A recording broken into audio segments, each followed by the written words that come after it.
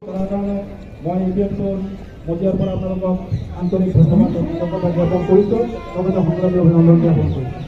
তো এইখিনিতে ইতিমধ্যে আজি যিখিনি যন্ত্ৰমন্ত্ৰ কিয় এই প্ৰতিবাদী কাৰ্যসূচী ল'ব লগা হ'ল এই বিষয়ে আমাৰ সভাপতি সম্পাদক ডাঙৰীয়াই বিতংভাৱে আপোনালোকক জনাইছে।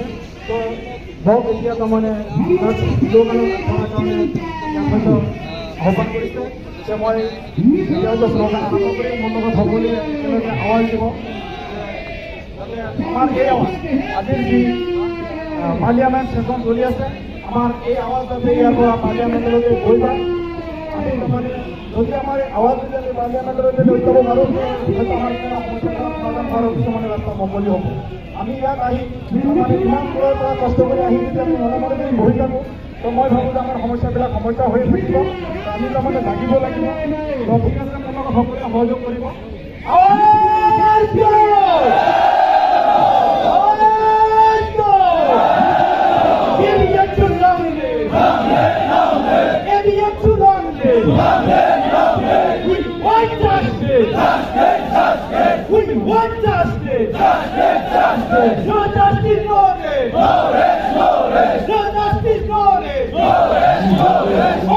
কি মামলা আছে? কি মামলা? আমার অসমত মানে অমানবী উচ্ছেদ চলাই আছে। কি চলি আছে? অমানবী উচ্ছেদ। হিন্দীত কোৱা।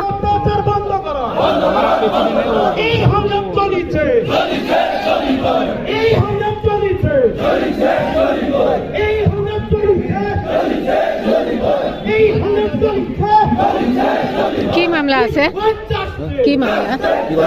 মামলা কি আছে?